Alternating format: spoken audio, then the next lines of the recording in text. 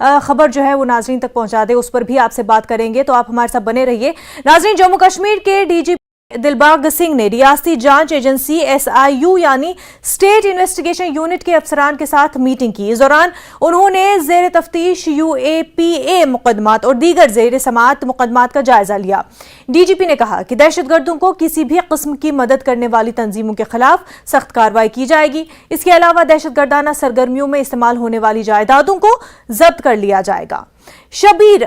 ये जो मीटिंग हुई इसमें UAPA के रिलेटेड जो केसेस है और जो पेंडिंग केसेस है उनको लेकर के जायजा लिया गया। इस पर हमें आप मजीद इंफॉर्मेशन दें कि क्या कुछ इस मीटिंग में बात हुई, खासतौर से इन UAPA और दीगर केसेस के हवाले। देखिए मुनज़्ज़ा, खास तौर पे ये जो मीटिंग है SIU है, SIU को 10 जून 2022 को बनाया गया था इस मैंडेट के साथ कि जो केसेस हैं उनकी दो चीजें, एक तो इन्वेस्टिगेशन सही से हो, मिलिटेंसी रिलेटेड केसेस खास तौर पे, और जो नारकोटिक्स के केसेस हैं उनमें एक इन्वेस्टिगेशन सही तरीके से हो, प्रोसिक्यूशन हो और कन्विक्शन हो। क्योंकि इन मामलों में होता ये था कि आमतौर पे केसेस बनते थे, चार्जशीट होने में वक्त लगता था और कई मुजरिम छूट जाते थे। SIU का यही है और मीटिंग में हुआ ये है कि जो डीजीपी है उन्होंने तीन चीजें जो अहम हैं, एक तो ये है कि जो केसेस हैं उनका प्रोसिक्यूशन सही तरीके से हो और कन्विक्शन रेट बढ़ जाए। UAPA के अंडर जो केसेस हैं, टेरर केसेस है, जाहिर सी बात है SIU का मैंडेट यही है जी। SIU ने हाल ही में अगर आप देखें, रामबन में 3 प्रॉपर्टीज, श्रीनगर में 4 प्रॉपर्टीज, बरथना कमरवारी में 3 और एक ईदगाह में प्रॉपर्टी को सीज किया। पिछले अगर आप दिसंबर से अभी तक देखें, बहुत तेज कार्रवाइयां SIU की हुई हैं टेरर को लेके, चाहे वो मिलिटेंसी की हार्बरिंग का केस हो, चाहे वहां छुपने की बात या आर्म्स का केस हो, कुछ मामले में तो नारकोटिक्स में। 3 अहम बातें, एक ये कि इन्वेस्टिगेशन को UAPA के अंडर जो भी इन्वेस्टिगेशंस हैं उनको तेजी से और सही तरीके से उनकी कन्विक्शन हो, प्रोसिक्यूशन, इन्वेस्टिगेशन और कन्विक्शन। दूसरी बात ये कि इसमें क्योंकि अब जो मामले मिलिटेंसी के हैं या इवन नारकोटिक्स के मामले भी हैं, उनमें काफी सारी टेक्निकल इन्वेस्टिगेशन की जरूरत होती है और टेक्निकल जो हेल्प चाहिए होगी उसमें जो अहम लोग हैं, जो माहिरीन हैं, उनको लाने की बात की गई है कि उनको साथ में जोड़ें, जहां जहां जरूरत है उनको ज्यादा से ज्यादा काम दें ताकि जो इन्वेस्टिगेशन हो, चार्जशीट हो, उसमें कन्विक्शन रेट बढ़ जाए। 2 अहम बातें ये हैं। और SIU के ताल्लुक से अगर आप देखें, शुरू में जब शुरू हुआ था तो श्रीनगर और साउथ कश्मीर में 6 जिलों में अवंतीपोरा को मिला के, पुलिस डिवीजन अवंतीपोरा को मिला के मैंडेट दिया गया था जब, लेकिन अब आपने पिछली बार कुपवाड़ा में भी देखे, आपने दिसंबर में शोपियां, पुलवामा, श्रीनगर, कई मामलों में SIU की कार्रवाई खास तौर पे अगर आप दिसंबर 2022 से लेकर आज तक देखें तो बहुत तेज हो गई है। खास तौर पे जो आपने जिक्र किया कि ये जो प्रॉपर्टी सीज की जाती है, जो इन कार्रवाइयों में, मिलिटेंसी रिलेटेड कार्रवाइयों में इस्तेमाल हुई है, उसको लेके काफी कार्रवाइयां हुई हैं। और डीजीपी का सीधा मैंडेट ये है कि जो UAPA में जो भी केसेस हैं उनको तेजी से करें, सही से इन्वेस्टिगेट करें और प्रोसिक्यूशन के साथ साथ उनका कन्विक्शन रेट भी बढ़ जाए। जी बिल्कुल बिल्कुल। हमारे साथ मनोज कॉल भी जुड़ गए हैं, बराह रास्त हमारे साथ जुड़े हुए हैं। मनोज, इस मीटिंग में ये भी कहा गया कि SIU टीम जो है वो अगर सही से जांच करे तो वो एक वेपन के तौर पर काम करेगी टेरर एक्टिविटीज के अगेंस्ट। तो ये बहुत जरूरी है कि SIU टीम जो इन्वेस्टिगेशन करे, टेक्निकल जांच और सबूत तौर से जो इकट्ठा किए जाए, जांच इस तरह की प्रॉपर होनी चाहिए। जी हाँ, बिल्कुल मुनज़्ज़ा। देखिए, ये जो SIU है, SIU को ये टास्क दिया गया है कि जो भी टेरर इकोसिस्टम है उसको खत्म करने की जरूरत है। ये जो मीटिंग हुई, मीटिंग में ये जोर दिया गया कि जो इन्वेस्टिगेशन है वो बहुत तेज होनी चाहिए। डीजीपी ने ये भी कहा कि जो केसेस हैं, जो सक्सेसफुल केसेस हैं, ऑफिसर्स जो इन्वेस्टिगेट करते हैं वो उनको पढ़ना चाहिए, वहां से उन्हें ये इन्फॉर्मेशन लेनी चाहिए कि ये केसेस को कैसे सॉल्व किया गया है। और उसका साफ मतलब ये है कि जो टेरर इकोसिस्टम है, चाहे वो OGWs हों या फिर ऑर्गेनाइजेशन हों, उनकी जो अटैच करने की बात हो या बाकी जो इन्वेस्टिगेशंस हैं उनमें तेजी लाने की जरूरत है, क्योंकि सरकार लगातार ये कोशिश कर रही है कि जिस तरह से देखा गया है कि मिलिटेंसी की एक्टिविटीज पर काबू पा लिया गया है, लेकिन अभी भी कुछ जगहों पर ऐसी शिकायतें मौसूल हो रही हैं, ऐसे इनपुट्स मिल रहे हैं कि कुछ OGWs लगातार नौजवानों को भड़काकर मिलिटेंसी की सफों में शामिल कर रहे हैं। तो अब जो निशाना है, अब जो टारगेट है सिक्योरिटी फोर्सेस का, खासतौर पर SIU का, जिसको ये टास्क दिया गया है कि जो ओवरग्राउंड वर्कर्स हैं या वो ऑर्गेनाइजेशन या वो फर्द, वो शख्स जो आम नौजवानों को मिलिटेंसी की तरफ ल्योर करने की कोशिश कर रहे हैं, उन्हें मिलिटेंसी ज्वाइन करवाना चाहते हैं, उनके खिलाफ एक्शन हो। तो जैसा शब्बीर बता रहे थे कि हमने देखा कि दिसंबर से लेकर अभी तक की अगर बात करेंगे तो SIU ने काफी तेजी से काम किया है और कई प्रॉपर्टीज हमने देखा कि सीज की गई हैं, और अब लगातार यही फोकस सिक्योरिटी फोर्सेस का है, जहां एक तरफ जो एक्टिव मिलिटेंट्स हैं उनके खिलाफ कार्रवाइयां तो जारी है ही, लेकिन साथ साथ जो ओवरग्राउंड वर्कर्स हैं या कुछ ऐसे शख्स हैं जो कि मिलिटेंसी को हवा देने की लगातार कोशिशें कर रहे हैं, उनके खिलाफ भी अब एक सख्त, हम ये कह सकते हैं कि कार्रवाई शुरू हो चुकी है। और उसी बात को DGP ने उसमें उजागर किया इस मीटिंग में, और ये कहा कि इस तरह की जो इन्वेस्टिगेशंस हैं आप जल्दी से जो केसेस हैं उनका निपटारा कीजिए, और जो भी उससे मुलविस हों उन्हें जल्दी से जल्दी सजा हो, ताकि जो पीसफुल माहौल है जम्मू कश्मीर के अंदर उसको कायम किया जाए। जी बिल्कुल मनोज, और ऐसे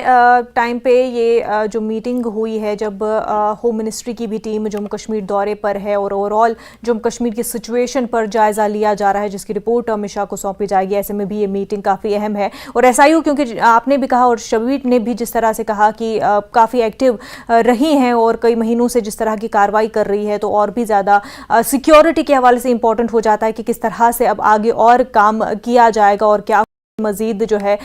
तेज़ी से इन केसेस के हवाले से स्टेप्स लिए जाएंगे। देखिए, बिल्कुल आपने सही कहा कि जो होम मिनिस्ट्री की जो टीम है उन्होंने कल भी मीटिंग की और आज भी मीटिंग होने वाली है। वो गवर्नर LG और चीफ सेक्रेटरी से बात करेंगे, तो यहाँ जो इस तरह के हालात हैं, जो ओवरऑल सिक्योरिटी सिनेरियो है, उस पर भी बात होगी। हालांकि उस मीटिंग में सिर्फ सिक्योरिटी सिचुएशन को एसेस करना ही सोल एजेंडा नहीं है, उसमें कुछ और चीज़ें भी हैं, जैसे जो PMDP के तहत जो प्रोजेक्ट चल रहे हैं उस पर भी उस पर बातचीत होगी। लेकिन जाहिर है कि जम्मू कश्मीर में जिस तरह के हालात हैं उसका जायजा जरूर लिया जाएगा। और आपने भी, जैसे आपने DGP ने ये जो मीटिंग ली है SIU की, ये भी काफ़ी अहम हो जाती है उस मामले में, क्योंकि कोशिश, जैसे मैं पहले जिक्र कर रहा था कि अब कोशिश ये है कि मिलिटेंटों की एक्टिविटीज़ जो है उस पर तो काबू पा लिया गया है, लेकिन आइंदा और मिलिटेंट्स ना बने, मिलिटेंसी को जड़ से ख़त्म कर दिया जाए। उसके लिए ये ज़रूरी है कि जो हार्बर्स हैं, जो उसको हवा देने की अभी भी कोशिश कर रहे हैं, जो OGWs हैं, ओवरग्राउंड वर्कर्स के खिलाफ जो कार्रवाई चल रही है, उस कार्रवाई को तेज़ किया जाए, ताकि और नौजवान जो है उन्हें मिलिटेंसी तरफ ना धकेला जाए और जम्मू कश्मीर में अमन और अमनाशी की जो फिजा है वो कायम की जाए। तो ऐसे में ये जो मीटिंग चल रही हैं, या जो जैसे आपने कहा कि जो आज होम मिनिस्ट्री का जो डेलीगेशन है वो भी बात करेगा, तो उसमें डेफिनेटली इन चीज़ों पर भी बात होगी कि किस तरह की कार्रवाइयाँ की जा रही हैं। अगर मिलिटेंसी की एक्टिविटीज़ कम हो चुकी है तो उसके बाद जो टेरर इकोसिस्टम है ओवरऑल उसको ख़त्म करने के लिए क्या कुछ किया जा रहा है। तो ऐसे में ये वाली जो मीटिंग थी ये काफ़ी अहम थी। बिल्कुल बिल्कुल। शबीर, वहीं जहां एक तरफ हम देखें कि कुछ सालों से वादी में एक जो जिस तरह से कहा जा रहा है कि काफ़ी शांति है, और जो रिपोर्ट्स भी, US की भी रिपोर्ट आई थी कि जो गवर्नमेंट ऑफ इंडिया की कोशिशें हैं टेररिज्म के अगेंस्ट, उनको सराहा गया है उसमें। वहीं लेकिन जिस तरह की टारगेट किलिंग्स भी हमने देखी है, उसके बाद जो अब केसेस रिव्यू होने की बात भी हुई है, ऐसे में अगर हम देखें पर्टिकुलरली कि जो केसेस पेंडिंग है, चाहे UAPA के तहत हो, PSA के तहत हो, ऐसे कितने सारे केसेस है वादी में जिनकी हियरिंग होना बाकी है, जिन केसेस को लेकर के कार्रवाई होना बाकी है अभी? देखिए मुनज़्ज़ा, ये जो केसेस हैं, आपने केसेस का जिक्र किया, पहले हालात का जिक्र किया। जाहिर सी बात है कि हालात में इम्प्रूवमेंट है, मिलिटेंसी केसेस कम है, मिलिटेंसी का नंबर भी बहुत कम है और इंसिडेंट्स भी कम है। लेकिन जैसा कि आपने देखा कि एक किलिंग ऐसा लगता है कि जैसे पूरे हालात को बदल देता है। तो ये एक बड़ा चैलेंज हमेशा रहता है कि आपने इतना नंबर कम कर दिया मिलिटेंट्स का, आपने इतने कमांडर्स को मारा, लेकिन एक इंसिडेंट ऐसा लगता है कि जैसे पूरे इस मेहनत पे पानी फेर गया। ये एक चैलेंज है सरकार के लिए। दूसरा ये कि जो केसेस हैं जी यूएपीए के अंडर हैं या पीएसए के अंडर हैं, बहुत सारे ऐसे केसेस हैं, बहुत सारे ऐसे नौजवान भी हैं जिन पे चार्जशीट हो ही नहीं पाया। तो ये एक परेशानी है, क्योंकि अगर आपका चार्जशीट वक्त पे नहीं होता है तो कई ऐसे लोग हैं जो शायद मुजरिम भी नहीं होंगे, या फिर 10 साल 8 साल 4 साल के बाद वो बेगुनाह साबित होते हैं। तो एक तो उनका करियर खत्म हो जाता है, और दूसरा ये है कि एक आपने दुश्मन पैदा कर लिए, जैसा कि एलजी ने लेफ्टिनेंट गवर्नर ने खुद कहा कि यहाँ पे और भी पॉलिटिकल पार्टीज ऐसी हैं जो ये कहती हैं कि हम अपने लोगों को दुश्मन खड़ा नहीं कर सकते। अगर कोई नौजवान अगर वो पीएसए के अंडर है या यूएपीए के अंडर है, इसीलिए ये जो अभी बात हम एसआईयू है या एसआईए है, हालांकि इनका मैंडेट अलग अलग है, लेकिन ये इन्वेस्टिगेशन अगर जल्दी हो, स्पीडी हो और कन्विक्शंस जो मुजरिम है उसके खिलाफ जल्दी हो, तो ये परेशानियां ऐसे नौजवान को झेलनी नहीं पड़ेंगी। बहुत अच्छी तादाद है नौजवानों की जो पीएसए के अंडर हैं, और उनमें से कई लोग अब ऐसे भी हैं कि जो बेगुनाह भी छूट जाते हैं। लेकिन अगर ये एसआईयू है या एसआईए है या बाकी जो इन्वेस्टिगेटिंग अथॉरिटीज हैं, वो कन्विक्शन या प्रोसिक्यूशन या चार्जशीट जल्दी करते हैं, तो काफी सारे ऐसे लोग हैं जो अगर बेगुनाह हैं तो वो छूट जाएंगे। ये एक मामला हमेशा से यहाँ पे रहा है। तहकीकात जल्दी से होना, जैसे कि इस मीटिंग में भी हिदायत दी गई है कि इन्वेस्टिगेशन प्रॉपर होना, टेक्निकल लिहाज से भी सही से होना और प्रॉपर सबूत भी ढूंढना काफी इंपॉर्टेंट है। शबीर, मनोज, बेहद शुक्रिया आप दोनों का।